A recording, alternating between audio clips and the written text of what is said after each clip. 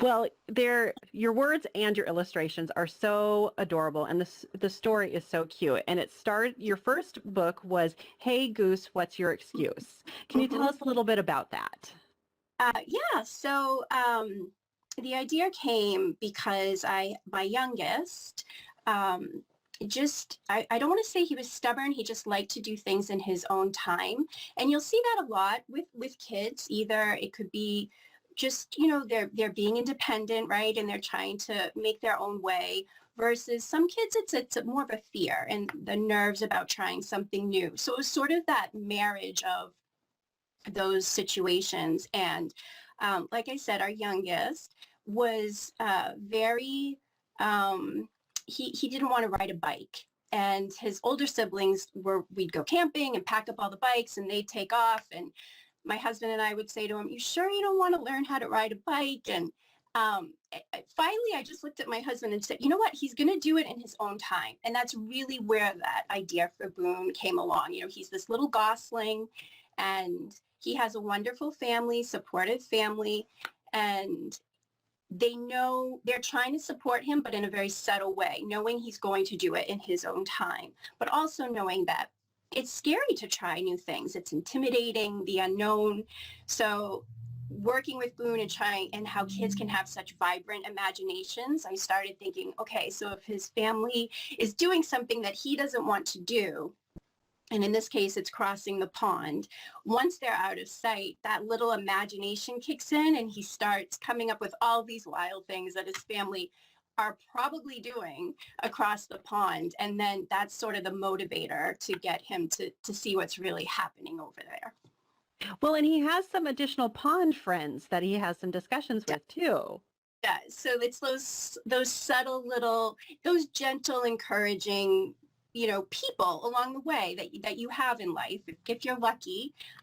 So yeah, not having it be all about the family, but yeah, those little friends that are just as encouraging, not being pushy or dominant, just those gentle reminders. It is. It's such a cute story. And thinking about leaving your comfort zone, Exactly. that's something. And I think, thinking back in the year that we've all experienced and Mm-hmm. young little goslings and children Mm-hmm. are there's the world's a little bit scarier now. And For sure. I'm sure it's very hard for them to understand it. And this is a fun supporting, just I cannot speak enough of how I love just to look at the illustrations too, because Boone, Oh, Boone is so cute. thank you.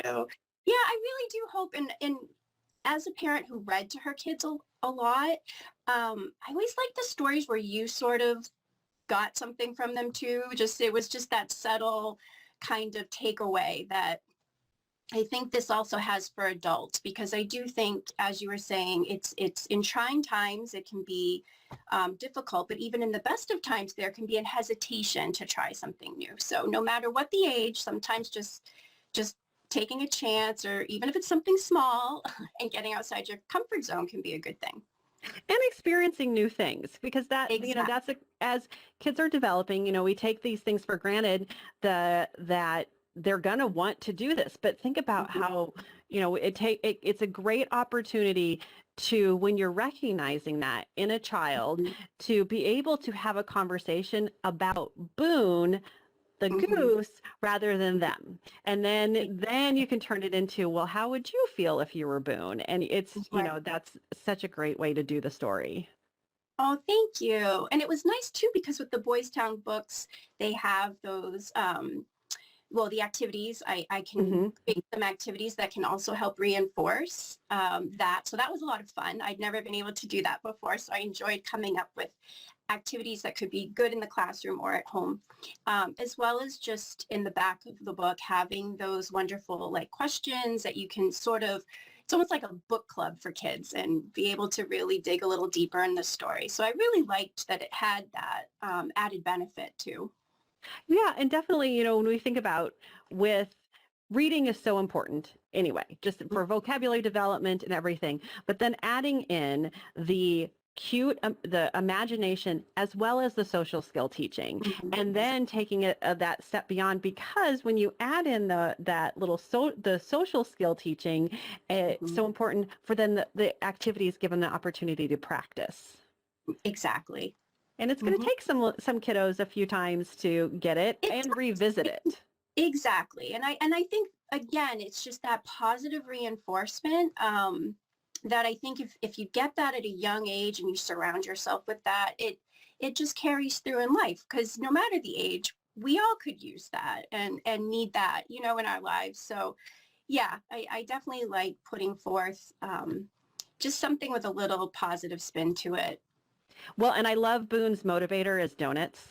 I think all of us can relate to.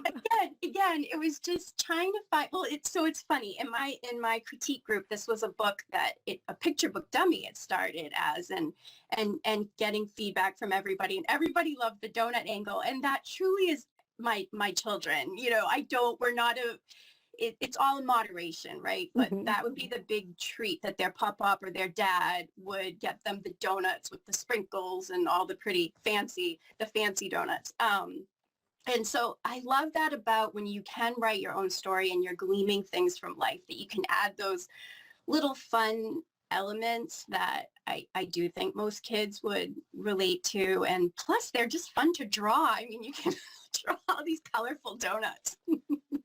I know, I loved it. I'm like, oh, Boone, little duck after my own heart.